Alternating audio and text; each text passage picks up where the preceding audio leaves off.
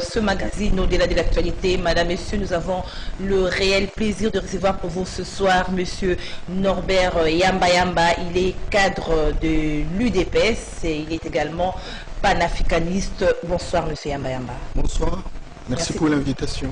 C'est nous qui vous remercions. Monsieur Yamba Yamba, actualité oblige, nous allons commencer par la commémoration de la mort de Musée Laurent Désiré Kabila et Patrice Emery Lumumba le 16, le 17. Les Congolais se souviennent de la mort de Musée Kabila et Patrice Emery Lumumba. Selon vous, sous quel signe devrait être commémorée cette date?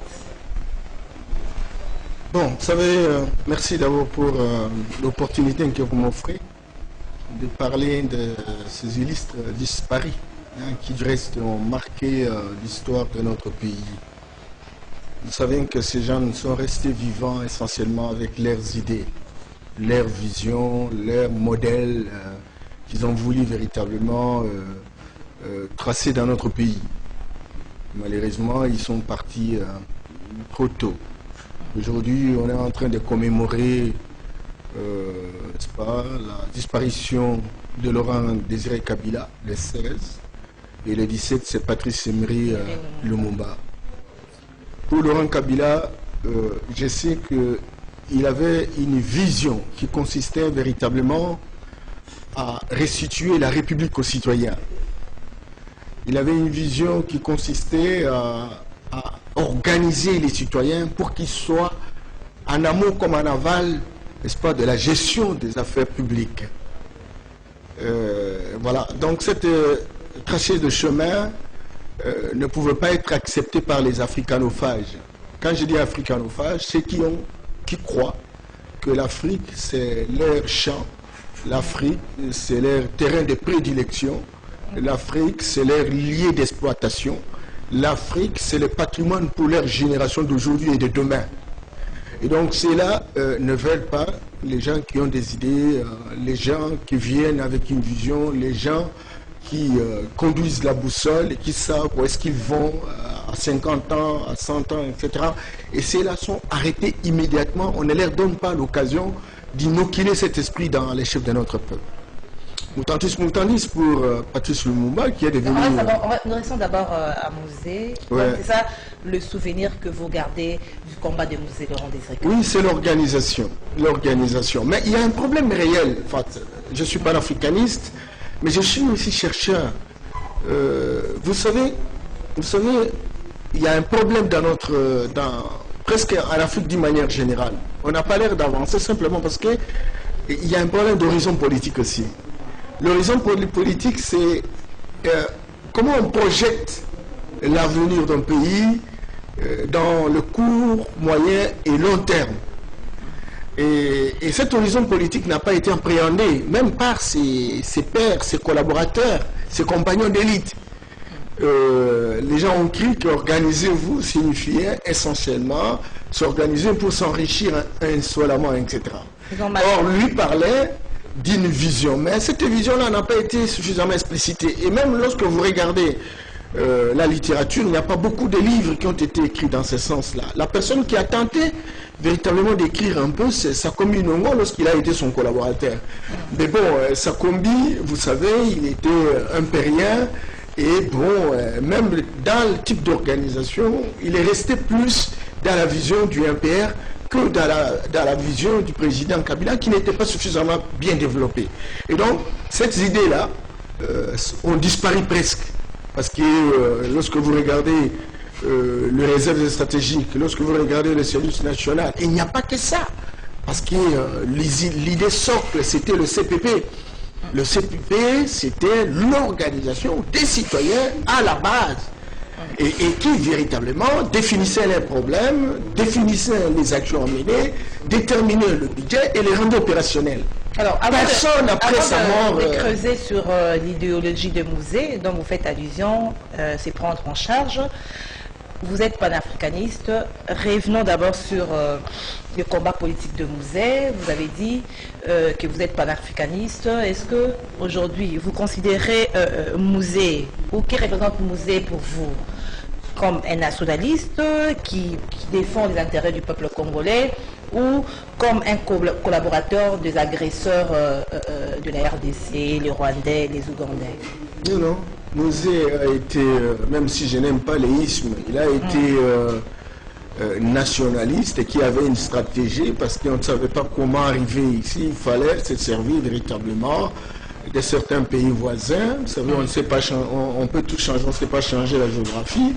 Et donc, Mosé s'est servi véritablement de ses voisins. Et lorsqu'il arrive en destination, voilà, donc il devrait naturellement remettre en question les accords qui ont été réalisés avec ceux qui sont censés être des agresseurs. Mais il n'a pas été suffisamment soutenu par ses proches. Parce que, croyez-moi, il a été pris comme un homme ordinaire. Quelqu'un qui, visiblement, président de la République, il a des bataillons, il a des sécurités, il a des cellules de renseignement, etc. Mais abattu comme un petit chat. C'est pas normal. Et donc, je pense que les africanophages ont mis en place, complicité naturellement avec les africanophages africains. Et quand je parle d'africanophages, je vois les anthropophages.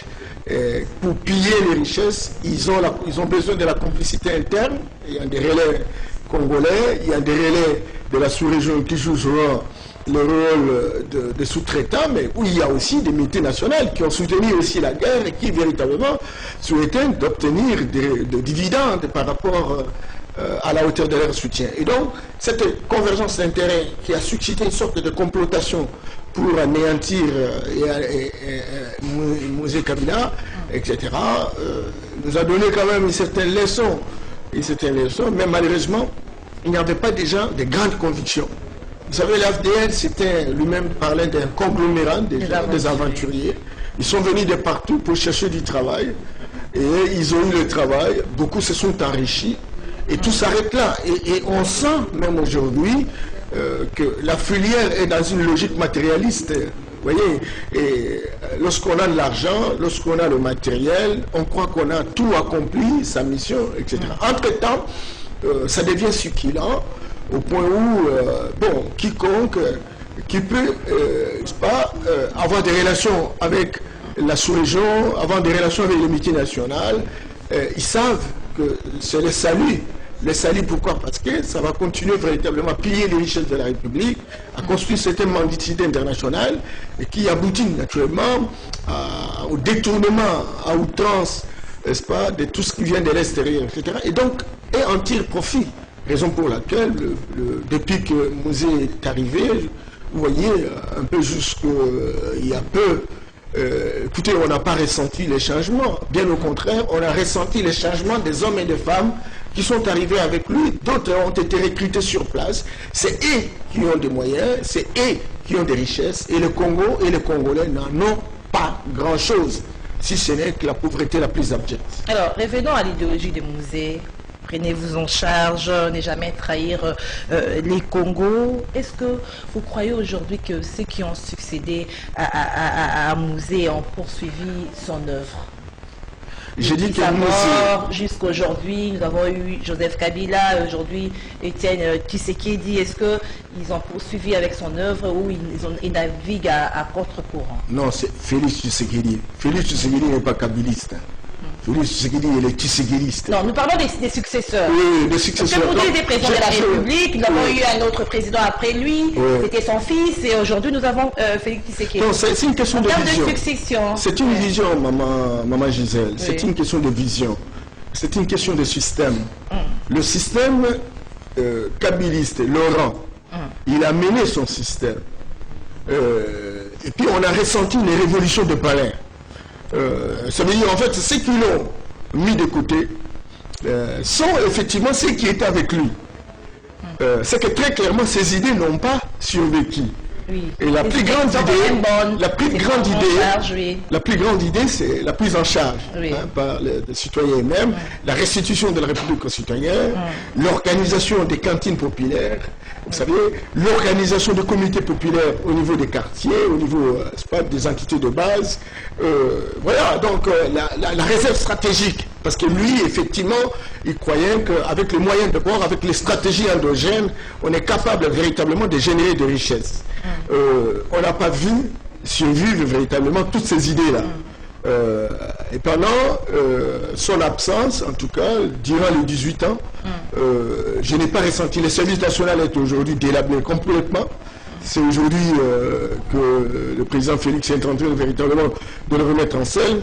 La réserve stratégique, je ne dirais pas un musée, mais aujourd'hui on est en train de véritablement de la remettre en selle. Donc, Musée n'a pas survécu en termes d'idées. En charge. Oui, il n'a pas survécu en termes d'idées. Personne ne s'est approprié des idées de cet homme. Voilà, donc, avec Félix Tshisekedi, bien que n'étant pas kabiliste... Il aussi navigue à contre-courant par rapport à... Bien qu'il n'étant pas kabiliste, quand même, ce sont des bonnes idées. Mais aujourd'hui, il y a eu des moyens qui ont été remis au service national, à Kanyama KCC.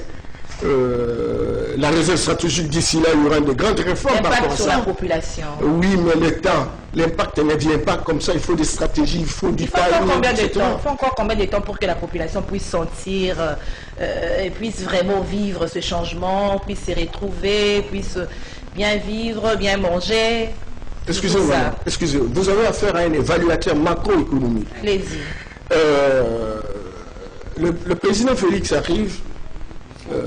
Il va faire le 24 janvier 12 mois. Je rappelle que vous êtes cadre de l'UDPS. Bien entendu. Il va faire 12 mois. Et dans les 12 mois, si je considère maintenant que les infrastructures,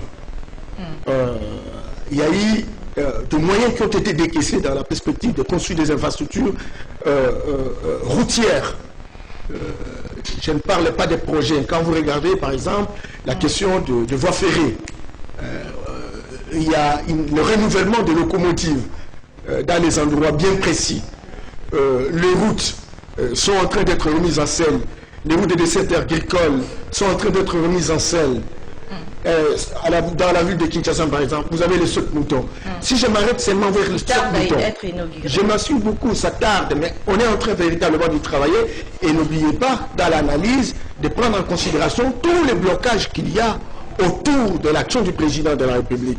Et donc, moi, si je considère... Et à quoi est dû ces blocages? C'est une parenthèse, hein, parce que nous sommes en train... Je m'excuse beaucoup, parce que si je fais la comparaison, vous savez, les sautes-moutons, j'étais au Sénégal, à l'époque de Wade, il était considéré comme le plus grand bâtisseur du Sénégal, même plus que Senghor. Vous savez pourquoi? Il a battu des sautes-moutons, qu'on appelle généralement des échangeurs. Il y en avait 6, pour 12 ans. 12 ans, 6 sautes-moutons. Et Félix arrive pour 10 mois, 8, mais qui sont en cours de réalisation. Et le président Kabila, sur 18 ans, il a réalisé un petit tunnel au niveau de Matete. Vous voyez, il y a un petit tunnel là, qu'on peut appeler saute-mouton aussi. Mobutu, excusez. Kabila, Joseph, a élargi les boulevards. Mobutu. Félix est venu mettre le saute-mouton. Non, je m'excuse beaucoup. Mobutu, sur 32 ans, il a réalisé un. Donc, c'est l'échangeur qui ne reste même pas terminé. Vous voyez, donc, quand vous voulez comparer les gens, il faut considérer le temps, il faut considérer le nombre d'actions réalisées, similaires, et vous voyez qui est efficace par rapport à l'efficience, par rapport au temps, par rapport aux coûts, etc. C'est très important, madame, parce qu'on risque de tirer des conclusions non concluantes. Lorsque vous regardez la question de l'école, ça fait combien d'années on ne construit plus d'école? Et Félix vient. Vous comparez Félix et Musée? Non, Musée n'a pas eu beaucoup de temps aussi. Lui était en train d'organiser le pays. Entre-temps, il y avait des vautours qui étaient aux côtés de lui et qui préparaient véritablement son assassinat. Et vous voyez, il n'a pas eu suffisamment du temps. Il était tout le temps trahi à tous les niveaux, etc. Donc, si vous comparez Félix à Musée a eu l'occasion d'inoculer un esprit dans les chefs de son peuple pour dire, vous pouvez attendre du gouvernement de la République, mais lorsque vous vous organisez vous-même, vous êtes non seulement en mesure de définir vos problèmes, mais vous êtes aussi capable d'influencer ou de faire le monitoring de l'action publique. Ça, c'est Musée, où les gens peuvent faire des revendications. C'est vrai que la base basique, c'était James Tshisekedi, etc., mais lui, il était venu renforcer véritablement cette idée de base. Alors maintenant, Maintenant, à la différence de Félix, c'est que Musée a fait 4 ans. Félix n'a fait qu'une année aujourd'hui. Mais en termes de réalisation, si nous voulons véritablement faire... il y a les sautes-moutons. Non, il n'y a pas que des sautes-moutons. Il y a les écoles, il y a les centres de santé, il y a l'électricité aujourd'hui. On est en train d'y travailler. Il y a l'énergie solaire. Il y a la vision claire par rapport à l'exploitation. Il y a le dollar qui est à 17. Bien entendu, le dollar à 17. Mais on est à combien? On n'a plus le pouvoir lorsque l'État... Voilà, M. Yambayamba, cadre de l'UDPS panafricaniste. Prévenons à Musée, parce que nous sommes encore là. 19 ans après son décès, parce qu'il est décédé en 2001, c'est 19 ans après. Il y a l'insécurité qui sévit toujours à l'est de la République démocratique du Congo. On peut dire qu'il y a un recul par rapport à la question sécuritaire. Et aujourd'hui, est-ce que les Congolais peuvent encore dire aujourd'hui que le 17 mai est une date de libération par rapport à... Non, il n'y a jamais de libération. Non. Il faut arrêter ça. Il faut arrêter ça. Parce que le 17 mai, on parle de la libération. Ça sont des soldats, la zaïroise. Non, écoutez, il n'y a pas de libération. Non, il n'y a pas de libération. Libération à quoi? Nous sommes un peuple, effectivement, qui a été instrumentalisé par une dictature milicienne, etc. Et Musée arrive, le système n'a pas changé, on a continué dans le même système, et même après Musée, on a continué dans le même système, où le Congolais ne trouve pas son compte, les gens sont mal payés, il n'y a pas du travail pour les gens, les routes sont... Il faut aller à l'intérieur, etc. Donc, attention. Donc, lorsque vous parlez de la libération, c'est autre chose. Libération sur le plan économique, qu'est-ce que nous faisons sur... L'économie est restée extravertie. On extrait le brut, on les envoie à l'extérieur. Il n'y a pas de rentabilité interne, il n'y a que des rentabilités, n'est-ce pas, externes. Ce sont ceux qui extraient, n'est-ce pas, le brut, qui s'enrichissent davantage, parce que ça ne permet pas véritablement de créer le travail ici. Vous voyez, ça ne permet pas de renflouer nos richesses. Nous avons des minerais stratégiques, nous avons l'agriculture, une diversité biologique, etc. Mais nous n'en gagnons rien, simplement parce qu'on ne transforme pas ça. Ça, c'est sur le plan économique, il n'y a pas eu libération. Sur le plan politique, quelle libération? Quel type de démocratie on a mis en place? Une démocratie occidentale qui pousse à des guerres récurrentes, à des conflits. On n'a pas pensé, on n'a pas imaginé un nouveau type de démocratie. Et c'est là, justement, comme panafricaniste, je suis en train de dire, on a commis une erreur, quittons cette démocratie qui nous pose problème, parce qu'elle est fondée sur la vision des africanophages, allons vers une démocratie qui s'inspire véritablement de l'organisation qu'a été, n'est-ce pas, nos empires, nos royaumes, etc. Essayons, avec nos chercheurs, de théoriser et de moderniser cela, pour que nous mettions naturellement une forme d'organisation politique qui nous libère de l'engrenage occidental. Et parce que vous l'avez dit, nous êtes arrivés ici, ce sont des multinationales, ce sont ces multinationales qui étaient en complicité avec les relais internes et de la sous-région pour qu'ils puissent s'en aller, etc. Voilà. Donc, tant qu'on est dans ce modèle de démocratie, on sera toujours dans une situation très difficile et on ne va pas avancer. Et raison pour laquelle nous avons aujourd'hui besoin des hommes et des femmes qui viennent avec une vision de transformer le pays. Et moi, je regarde dans ce que fait le président Félix, il négocie avec les Occidentaux, qu'aujourd'hui le monde se planétarise, nous sommes dans un village planétaire, et puis bon, il y a émergence de plusieurs pôles de puissance, que ce soit en Asie, que ce soit en Amérique latine, que ce soit en Europe, que ce soit en Amérique du Nord, etc. Qu'est-ce qui manque aujourd'hui? On peut négocier pour que nous puissions extraire nos minerais ensemble avec eux et amène les idées de transformation, et donc on crée la société de d'extraction, la société de transformation, la société de commercialisation. À chaque niveau, on peut engager les Congolais. Deuxième chose, que nous puissions assumer notre culture, notre identité culturelle. Aucun peuple ne peut se développer avec les confréries des autres. Aucun peuple ne peut se développer avec une école de récitation ou de répétition. Il faut donc créer des écoles de questionnement. Et le président commence par la gratuité, mais on est en train de réfléchir sur les contenus qu'il faut donner véritablement à nos enseignements. Et donc, cette restauration de la spiritualité authentique, cette restauration de l'organisation politique, cette restauration de la religion fondamentalement africaine, ce sont ces atouts-là qui vont construire une dynamique au niveau de l'Afrique, et l'Afrique va véritablement trouver son compte. Ce sont des valeurs d'ailleurs qu'a défendu Patrice Emery Lumumba. En l'espace de 24 heures, on célèbre la mort de Mouzé, la mort de Patrice Emery Lumumba. Qu'est-ce qu'ils ont en commun, ces deux personnalités? L'amour de la patrie. Oui. Mais Lumumba transcende un peu parce que Lumumba, c'est un nationaliste africain. C'est un souverainiste africain. Et donc, lui, c'est une marchandise africaine, une marchandise mondiale. Toutes les entités à travers le monde qui sont dans une sorte d'injustice prennent Patrice comme unité de mesure. Il est l'intérêt général. C'est un personnage iconoclaste. Donc, avec Laurent Kabila, c'est l'amour du Congo et du Congolais. Est-ce que vous avez parlé de l'amour, des valeurs défendues par Patrice Emery Lumumba? Est-ce que le pays est aujourd'hui gouverné selon ces valeurs? Nous sommes en train de nous battre. C'est vrai que Patrice a été déçu. Patrice a été déçu. Vous savez que Patrice a été déçu. Il a été déçu là où il est. Non seulement il a été tiré par les africanophages, mais il y a des Congolais finalement qui ont pactisé en fait. La logique, c'est recruter des petits vautours internes, etc., qui s'engagent à travailler pour le compte des multinationales. Et Patrice a été assassiné dans les conditions que l'on connaît. Ces valeurs n'ont pas survécu. Parce que ceux qui étaient avec lui, comme le maréchal Mobutu, etc., qui auraient pu véritablement travailler dans cette perspective, lui-même complice, etc., et se trouver dans les capacités morales d'appliquer la vision lumumbiste, etc. Et donc, tout est mis en situation de déliquescence. Et Laurent arrive, le temps de mettre en place des petits mécanismes qui n'ont pas survécu, et voilà, on est rentré dans une logique où on a assassiné davantage Patrice Lumumba, etc. C'est peut-être avec Félix Tshisekedi, au regard de son amour pour le Congo et les Congolais, parce que jusqu'à preuve du contraire, il n'est pas branché dans les histoires de vol, de magouilles. Lumumba, on lui a corrompu, il a refusé la corruption, etc. Lumumba il a préféré la balkanisation. Il a refusé la balkanisation. Il a été assassiné suite à son combat contre la balkanisation. Tout à fait. Aujourd'hui, il y a un grand débat par rapport à la balkanisation.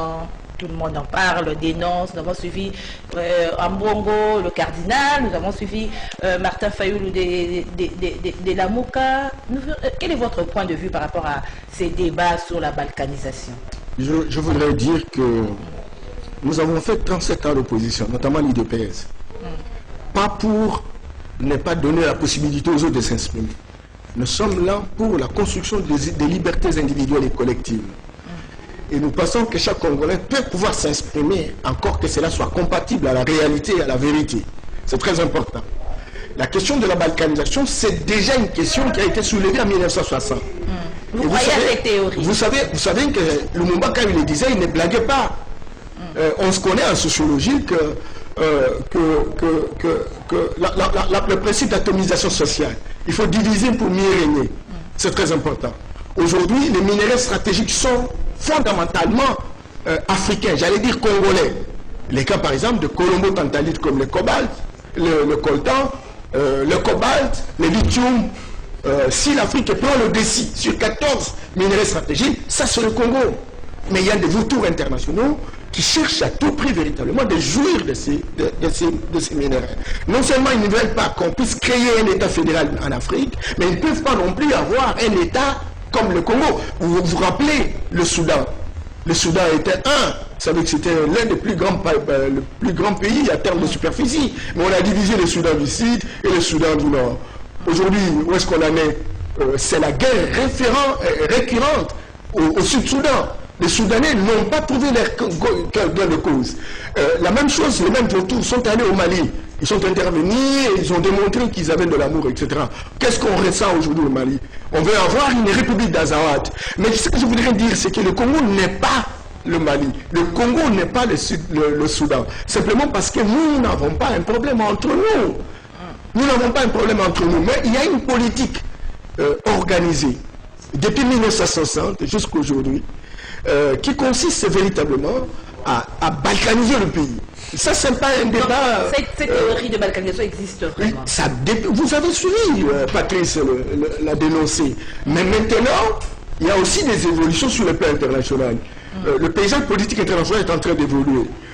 Ça veut dire en fait qu'on est en train d'y mettre aussi de l'intelligence politique. Est-ce que c'est normal aujourd'hui de faire la balkanisation? Certes, nous avons par exemple des voisins qui en réalité ont une capacité de mettre au monde 267 enfants chaque 2 heures avec une petite superficie. Je prends par exemple le Rwanda, c'est 26 000 km². C'est 100 fois la République du Congo. Vous voyez? Et donc, alors maintenant, lorsqu'on a la capacité de mettre au monde 267 enfants chaque 2 heures, c'est qu'on a besoin de l'espace. Et ça trouve véritablement un réconfort, n'est-ce pas, avec la volonté très volontariste des vautours internationaux.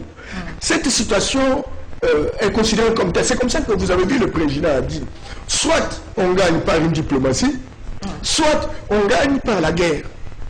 Alors maintenant, il faut commencer par précéder par la diplomatie. Raison pour laquelle vous avez vu, à peine arrivé, il est en train de discuter avec les Rwandais, il discute avec les Burundais, les Ougandais, etc. Qui véritablement ont des rébellions chez nous. Le terrain a été tellement fertile et on dirait qu'il y avait quelqu'un qui a traité naturellement cet état de choses. Alors le président discute avec eux. Le président est en train de leur faire comprendre qu'ensemble nous gagnons tous. Nous sommes des Africains. Qu'est-ce que le Rwanda viendrait gagner au Congo qu'il ne peut pas gagner en étant avec les Congolais? Si dans l'hypothèse le Congo réagit aujourd'hui face au Rwanda, et le Rwanda et le Congo, nous allons perdre en hommes et en ressources. Alors on peut travailler ensemble. Le Rwanda est en train d'exploiter par exemple le gaz méthane dans la frontière avec le Nord Kivu. Mais si nous aussi nous l'avons dans le lac Kivu, on peut mettre en place un projet intégrateur, un projet fédérateur, on gagnerait. L'Ouganda est en train d'exploiter l'or, il est en train d'exploiter le pétrole, dans le même corridor.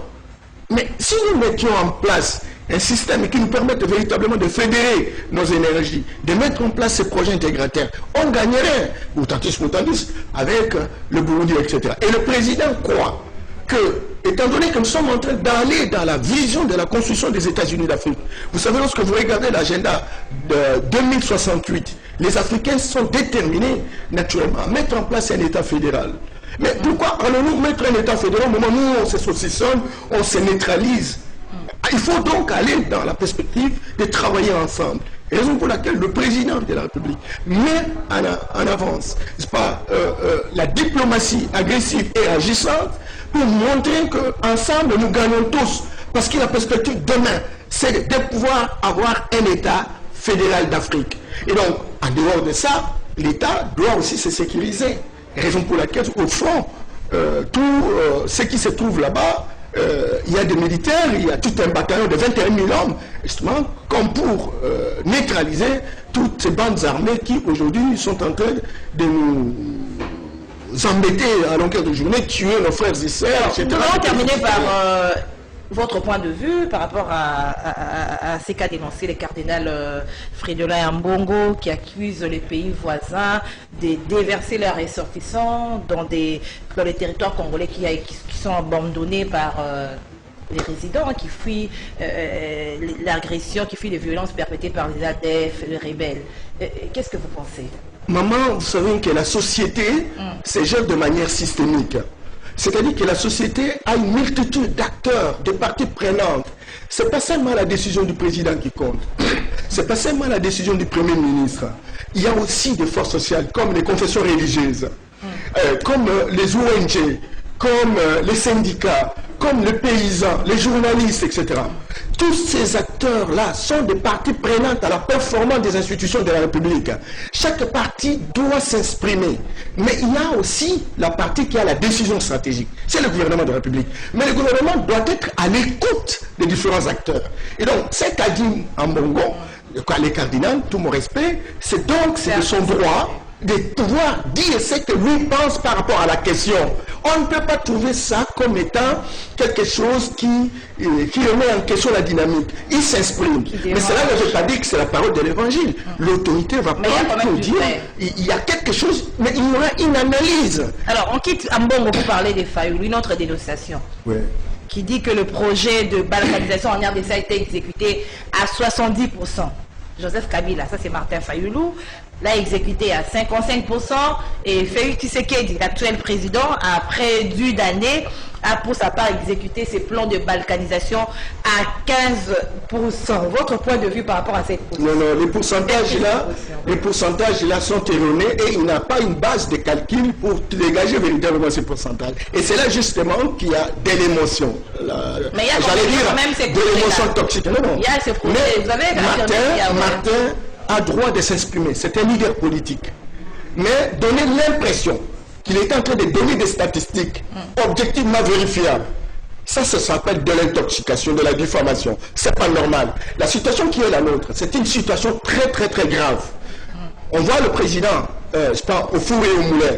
On a besoin des acteurs de sa trame pour qu'aujourd'hui on analyse qu'est-ce que nous faisons tous ensemble, de manière à construire des synergies gagnantes pour qu'on ne donne pas la possibilité ni l'opportunité à ceux qui veulent véritablement le dénombrement du Congo. Ça, on en a besoin. Mais donner l'impression que Félix Tshisekedi vient parachever, et il est en train de voir que Félix se trouve dans une situation très très difficile, en train de se battre comme un seul homme, justement pour qu'on n'arrive pas. Il a même crié, vous vous rappelez, au Kivu, à Bukavu, quand il disait « cette guerre doit s'arrêter ». J'ai mis ma vie même en danger.